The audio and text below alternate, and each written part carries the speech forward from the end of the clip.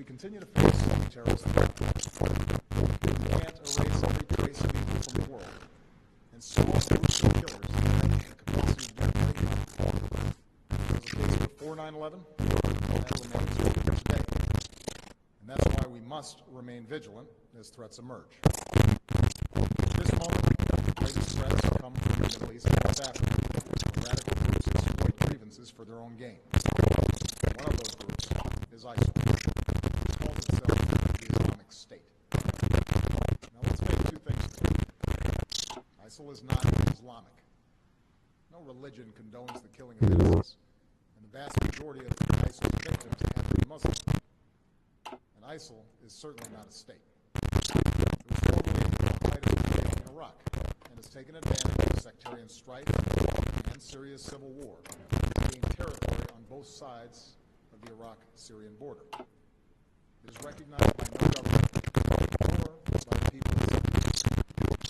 ISIL is a terrorist organization, pure and simple. And it has no vision other than the father of all and way.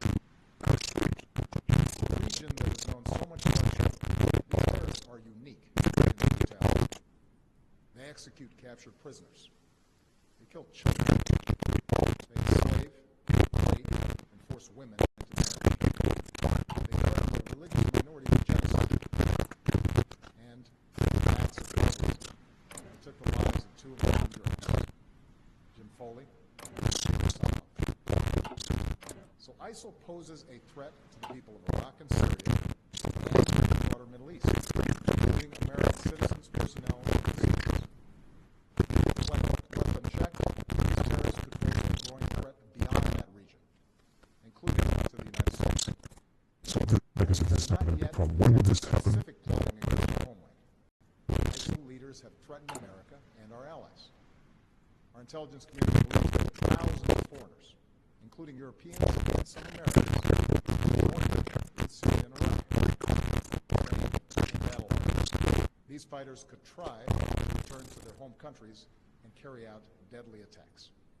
I know many Americans are concerned about these threats. I want you to know that the United States of America is meeting them with strength and resolve. Last month, I urged our military to take targeted action against ISIL to stop its advances. Since then, we've conducted more than 150 successful airstrikes in Iraq. These strikes have protected American personnel and facilities, killed ISIL fighters, destroyed weapons, and given space for Iraqi and British forces to reclaim territory. These strikes have also helped save the lives of thousands of innocent men. But this is not our fight alone. American power can make a decisive difference, but we cannot do for Iraqis what they must do for themselves. Nor can we take the place of Arab partners in securing their region. That's why I've insisted that additional U.S. action dependent on Iraqis forming an inclusive government, as they have now done in recent days. So tonight, with the new Iraqi government in place, and following consultations with allies abroad and Congress at home, I can announce that America will lead a broad coalition to roll back this terrorist threat. Our objective is we will degrade and ultimately destroy ISIL through a comprehensive and sustained counterterrorism strategy. First, we will conduct a systematic campaign of airstrikes against these terrorists. Working with the Iraqi government, we will expand our efforts beyond protecting our own so that we're hitting ISIL targets as Iraqi forces go on offense. Moreover, I made it clear that we will hunt down terrorists who threaten our country wherever they are. That means I will not hesitate to take action against ISIL in Syria as well as Iraq. This is a core principle of my presidency. If you threaten America, you will find no safe haven.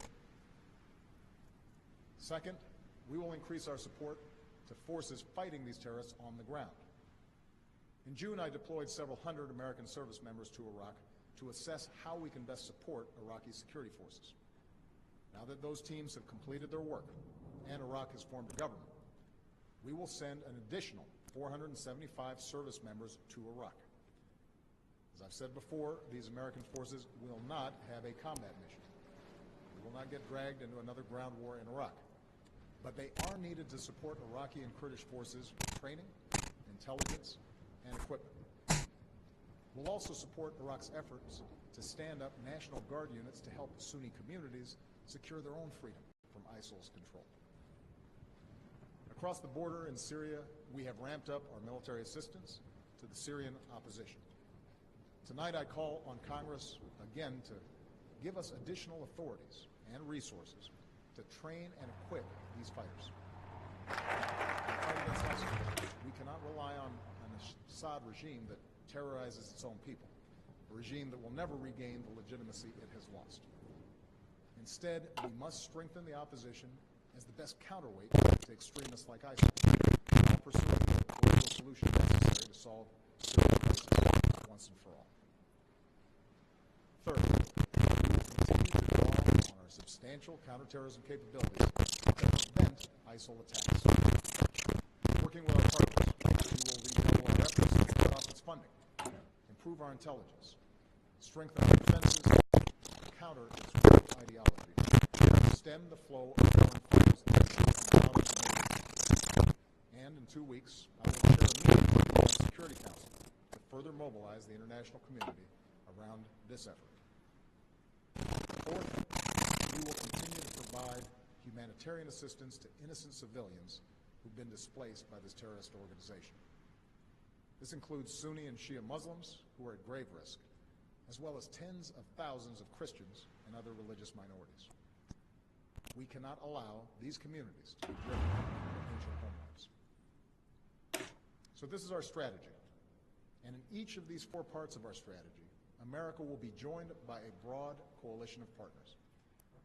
Already, allies are flying planes with us over Iraq, sending arms and assistance to Iraqi security forces and the Syrian opposition, sharing intelligence and providing billions of dollars in humanitarian aid.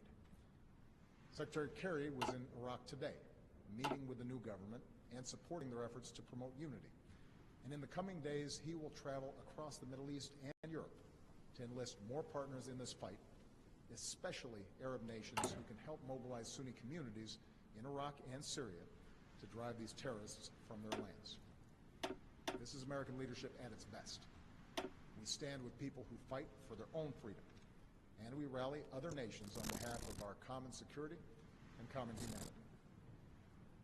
My administration has also secured bipartisan support for this approach here at home. I have the authority to address the threat from ISIL, but I believe we are strongest as a nation when the President and Congress work together. So I welcome congressional support for this effort in order to show the world that Americans are united in confronting this issue. Now, it will take time to eradicate a cancer like ISIL. And any time we take military action, there are risks involved, especially to the servicemen and women who carry out these missions. And I want the American people to understand how this effort will be different from the wars in Iraq and Afghanistan. It will not involve American combat troops fighting on foreign soil. This counterterrorism campaign will be waged through a steady, relentless effort to take out ISIL wherever they exist using our air power and our support for partners' forces on the ground. This strategy of taking out terrorists who threaten us is one that we have successfly pursued in Yemen and Somalia for years, and it is consistent with the approach I outlined earlier this year. We use force against anyone who threatens America's core interests, and mobilize partners wherever possible to address broader challenges. My fellow Americans, we live in a time of great change. Tomorrow marks 13 years since our country was attacked. Next week marks 6 years since our economy suffered its worst setback since the Great Depression. Yet, through the pain we face and the grueling work of America is better positioned today to seize the future than any other nation. Technology companies and universities are unmatched. Our manufacturing and auto industries are thriving. Energy independence is closer than it's been in decades. For all the work that remains, our businesses are stretch of job creation in history. Despite all the divisions and discord within the country, I see the grit and the American people every single day. And that makes me more confident than ever in our Constitution. The broad American leadership is one person in an uncertain world. It is America that has the capacity and will to mobilize the world against terrorism. It is America that rally the world against elections and election and to support the Ukrainian people's right to their own destiny. It is America, our scientists, our doctors, our know-how that can help contain and cure the outbreak of Ebola. It is America that helped remove and destroy Syria's declared chemical weapons so that they can the Syrian people or the world again. And it is America that is helping Muslim communities around the world, not just in the fight against terrorism, but in the fight for opportunity, tolerance, and a more hopeful future. America, our endless blessings bestow an enormous burden. As Americans, we welcome our responsibility to lead. From the far reaches of Africa to war-torn capitals in the Middle East, we stand for freedom, for justice, for dignity. These are values that have Tonight, I ask for your support and careful leadership. I do so as a commander-in-chief who could not be stopped by men and women in uniform. Pilots who bravely fly in the face of dangers like the Middle East, and service members who support and partner on the ground. When we helped prevent the massacre of civilians trapped in Palestine, here's what one of them said. We owe our American friends our lives. Our children will always remember that there was someone who was strong and made a long journey to reach innocent people. That is the difference we make in the world. And our own safety, our own security, depends upon our willingness to do what it takes to defend this nation and uphold the values that we stand for. Timeless ideas that endure long after those long defeat and destruction have been vanished from the earth. May God bless our troops. And may God bless the United States of America.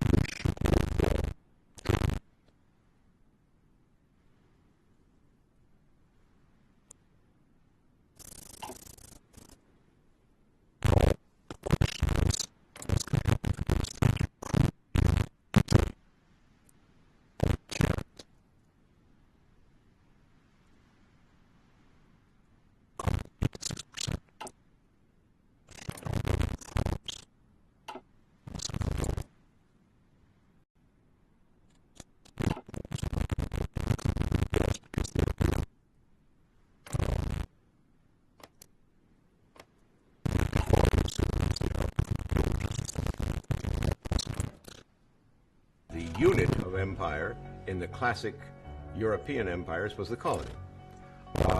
The unit for the American empire is not the colony, it's the military base. Accounting for less than 5% of the world's population, Americans represent the modern-day empire of the 21st century. But I'm positive most Americans don't realize they live in an empire. It would be like explaining the characteristics of water to a fish. It's everywhere around you. It just is. This film is an attempt to convince Americans that we live in an empire and that there is no such thing as a good empire. My name is Will, and this is the Peace Report. If you want to support independent media like this, be sure to visit patreon.com/thepeacereport. Because I think this war has diverted attention from civil rights, it has strengthened the forces of reaction in our country and has brought to the forefront the military-industrial complex that even President Eisenhower warned us against at one time. There are 3 facts that prove that the United States of America is an empire. Fact number 1 is our national security spending. Fact number 2 is our empire of bases. And fact number 3 are the SOFAs, the status of forces agreements that go along with the bases that are all around the globe. Fact number 1, national security spending. Like any major event that projects fear into the minds of the population, the first response tends to be the sacrifice of freedom in exchange for a higher level of national security. And so, since 9/11, America has drastically changed, especially its foreign policy. Part of that change includes not only massive increases to military spending, but also increases in spending on national security and its apparatus that has been built around the already existing military-industrial complex. Because not all of the defense budget covers spending for the Pentagon. We mask how much we spend. Officially, we spend a little more than 53% of discretionary spending on defense. Well, that's just not true. It doesn't count Veterans Affairs. It doesn't count our nuclear weapons program. And, it doesn't count all of the black agendas, black budgets that we're not allowed to see. So best estimates are that we're spending $1.6, $1.7 trillion a year. And you can't talk about serious reform when you are diverting such massive amounts of your resources towards the war machine. That's what Martin Luther King's 1967 speech at Riverside Church understood. That we can't build what Johnson called the new society, the great society, and maintain imperial war. And today, America has consistently been spending $1 trillion every year on defense and national security. You can see it by the budget figures that the United States is, in fact, a warfare state. It's addicted to militarism, it's addicted to war spending, and it's addicted to war profit.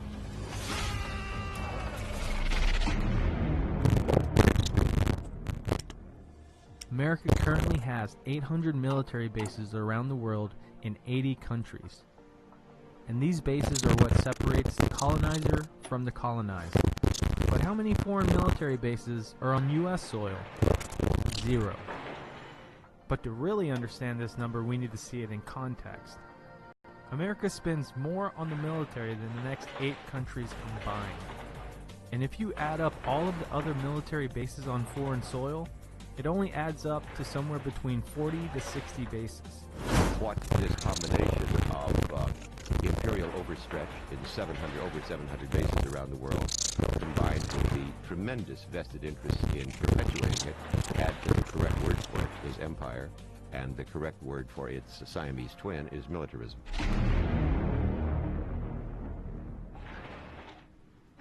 Status of Forces Agreements, also called SOFAs, are what really makes America an empire. It's a legally binding contract that keeps America's position superior to other nations. And America has these agreements with at least 100 countries. Some people say the US-Japan SOFA is superior to Japan's own constitution. In South Korea, the Pentagon controls the entire South Korean military under wartime. And many of these SOFAs are kept out of the spotlight because governments are just downright embarrassed of the agreements. This provides a form of influence and power that allows U.S. government officials to exert influence on other countries, and not just military influence, but political, diplomatic, economic influence to keep countries within a system largely defined by U.S. policymakers.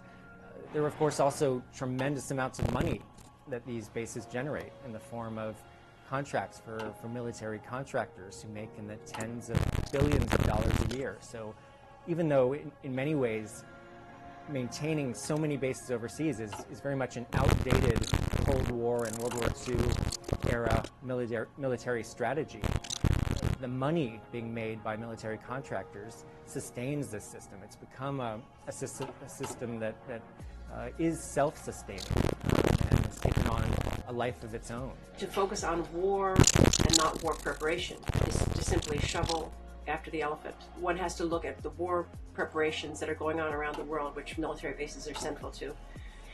If one doesn't pay attention to that, then again we can only deal with the symptoms, which is warfare. There's a saying that goes, "When soldiers come, war comes." I stand for change, march for peace. Rap what I see and don't rap the beast. I got more than belief when it's freedom of speech, like Malcolm X on a Sudanese beach. Witness injustice, got to speak. Each one teach when it got to reach. Move the streets, use these beats. Beat my game as a popular leak. When cheeks and hoods and suits and ties, disguises, caring concern guys who legalize genocide by design.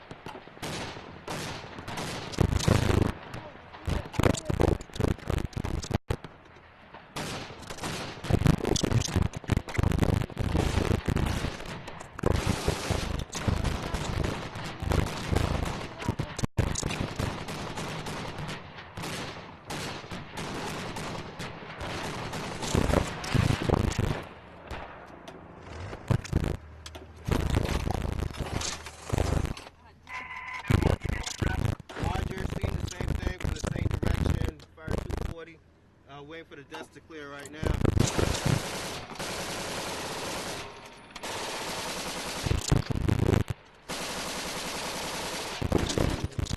Hey, two, contact. To your left, one to your left.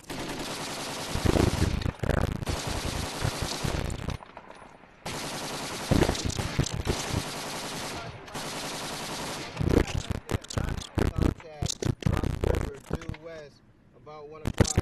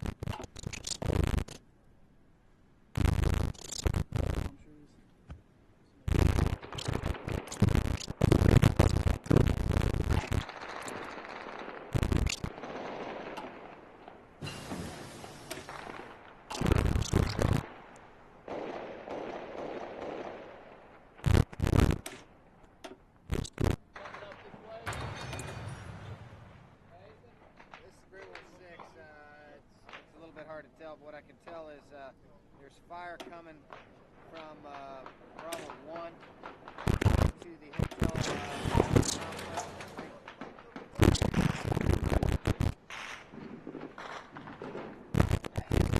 I'm seeing fire coming from checkpoint heading towards Cornflakes. Be advised,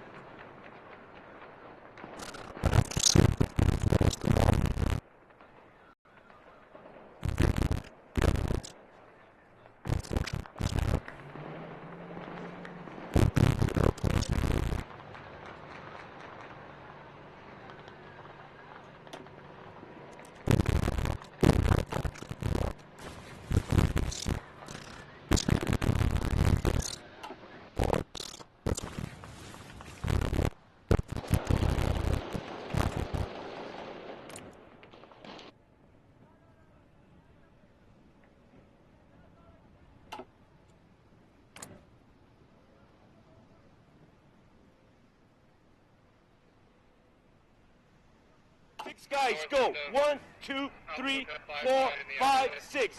Stop.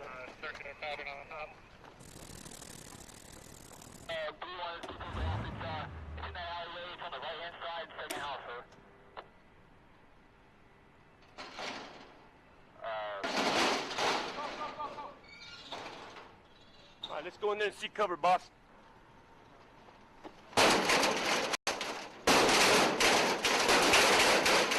Doors open. Let's go. Let's go.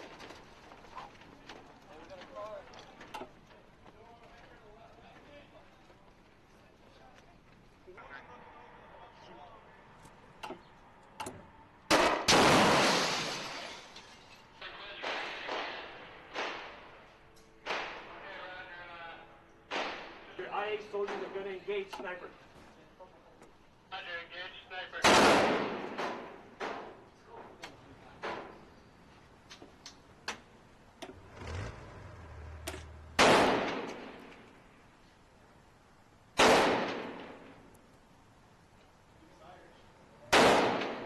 Hey, I'm going to lay down a suppressive fire for the 203 gunner to shoot at 203. It's not safe for him to go out there by himself.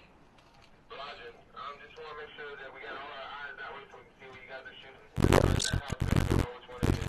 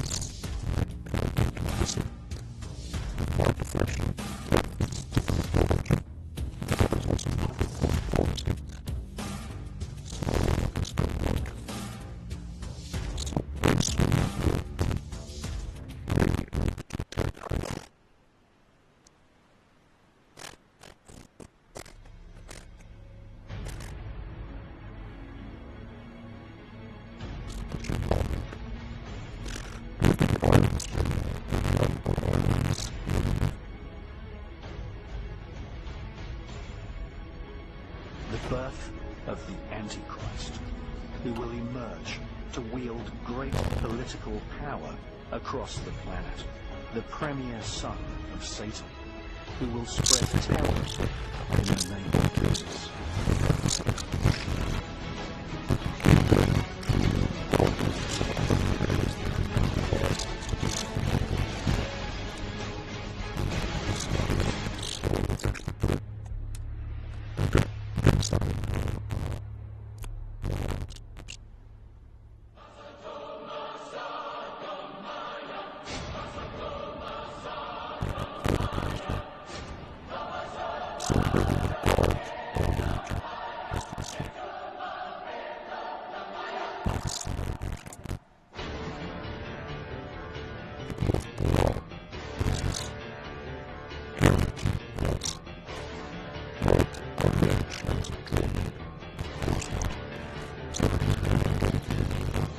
The blessed prophet, sallallahu alayhi wa sallam, declared, every prophet warns his people about the Antichrist, about the Dajjal, and the prophet Noah warned his people.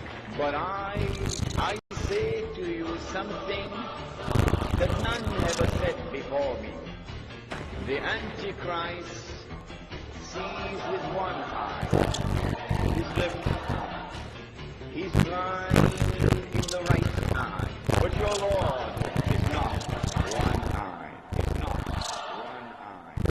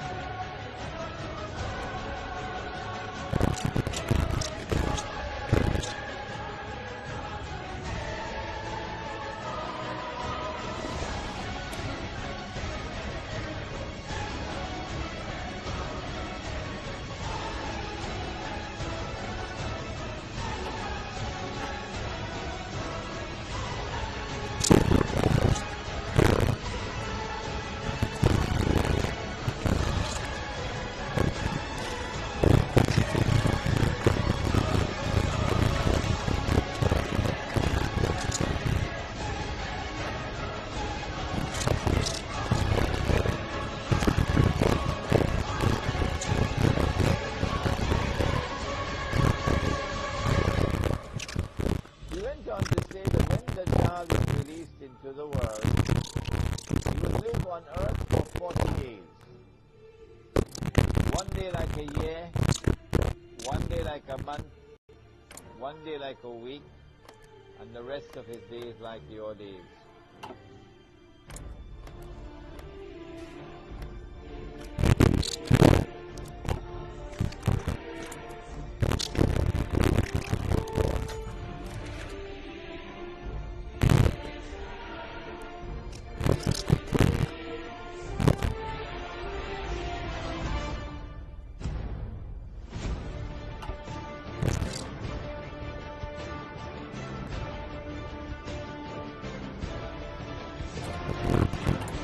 Dajjal was in a day which is like a year. Britain was his headquarters. When Britain was the ruling state of the world, and the sterling pound was the international currency.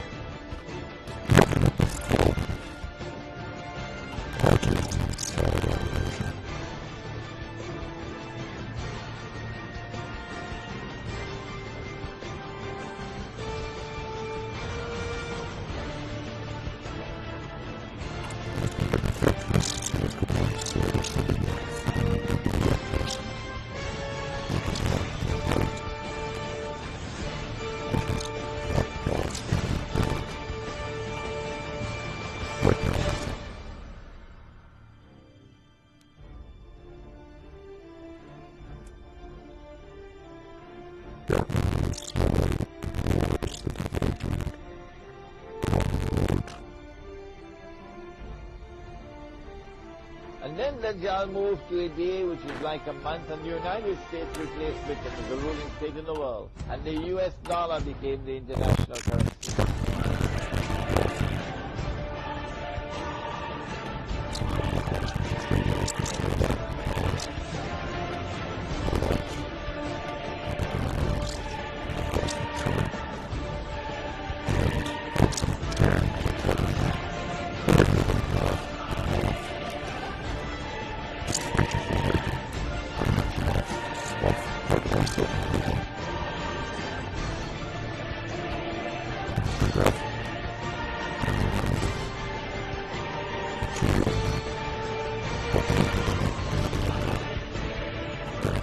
What's the new money that Israel will use to enslave mankind?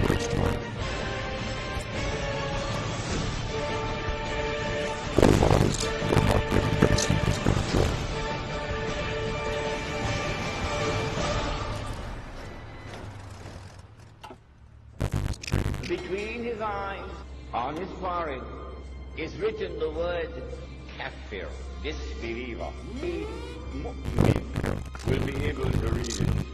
A mu'min is the one who has accepted the religion, the true religion, but has not only accepted it with the lips, but the truth has entered into the heart. The one who has faith. The mu'min. So every mu'min will be able to read and recognize this believer, whether that mu'min is literate or illiterate.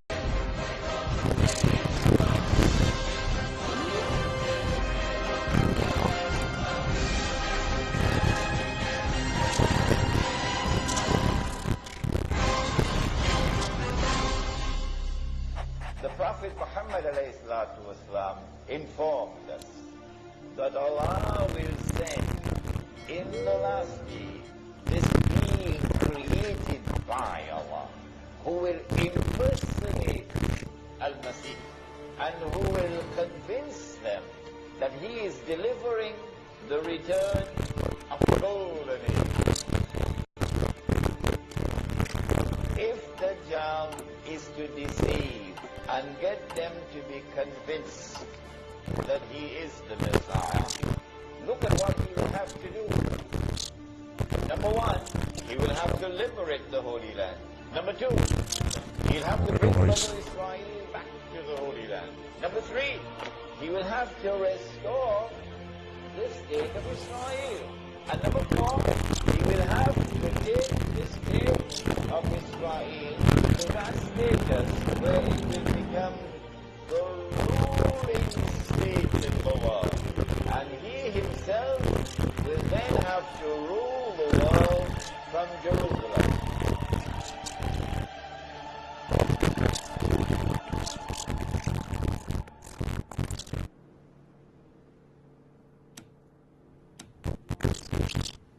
fellow citizens, at this hour, American and coalition forces are in the early stages of military operations to disarm Iraq, to free its people, and to defend the world from grave danger. On my orders, coalition forces have begun striking selected targets of military importance to undermine Saddam Hussein's ability to wage war. These are opening stages of what will be a broad and concerted campaign. More than 35 countries are giving crucial support, from the use of naval and air bases to help with intelligence and logistics to the deployment of combat units.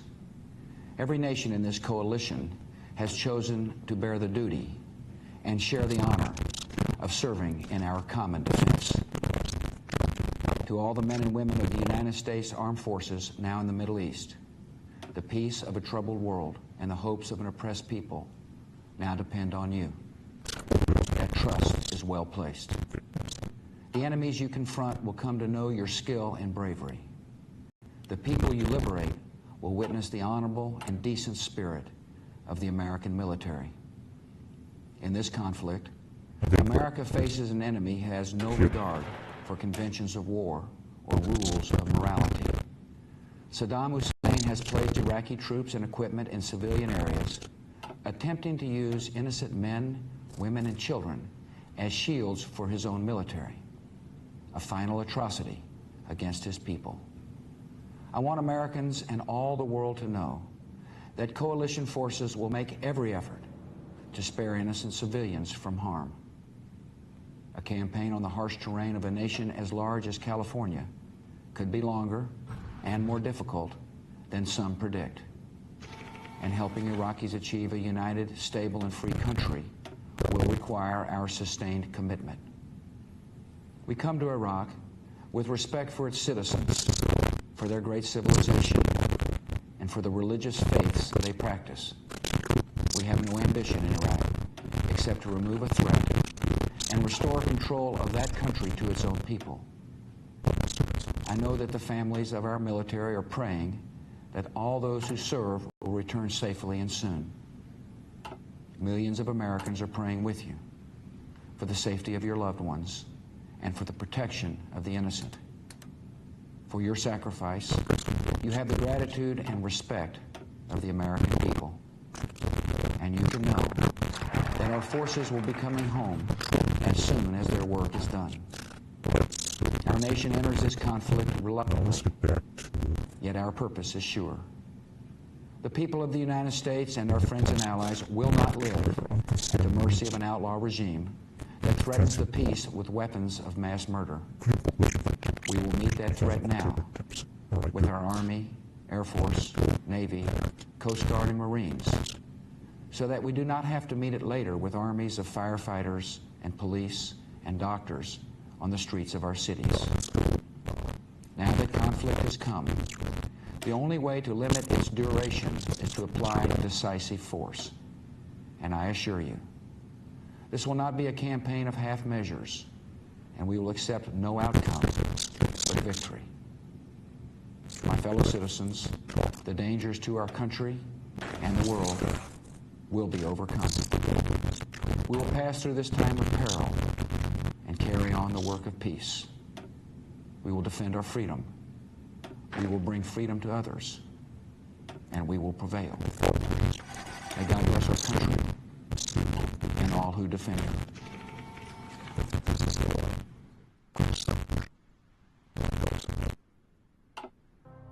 The United States today occupies a unique position in the history of the world. It is the only empire that exists. This is the first time in recorded history that it has ever happened that there is only one country, one empire.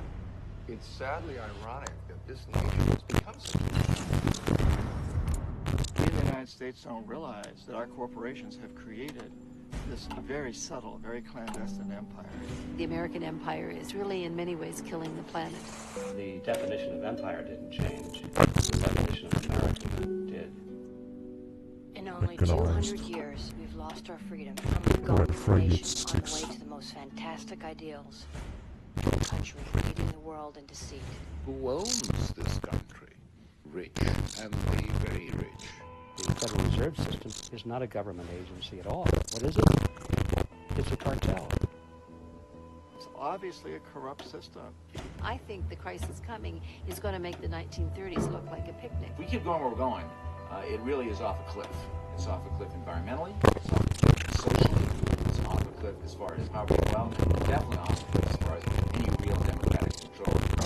Power is concentrated. We're undermining our ecological systems. You might even call it ecocide that we're committing. In whose interest is it that we eat the way that we are? Who's profiting from this? We're making changes, but we have completely no idea of the consequences. We are living in a chemical-controlled country. There's a merger between commercial interests and political interests. The merger of state and corporate powers, too big to fail, and the rest of us are too small to save. No rational person assumes that we can continue on this course.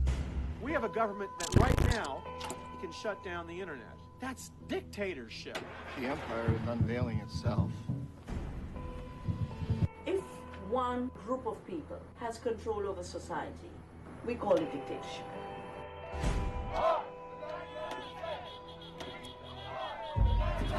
This is where it is. It's like a door right to join the fight.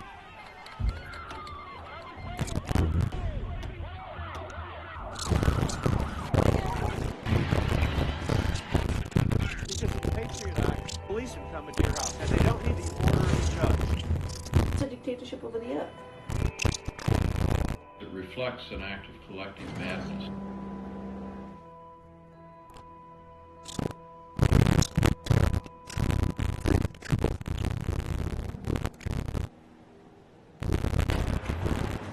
America strikes back. Afghanistan is pounded with bombs and missiles from the air and sea.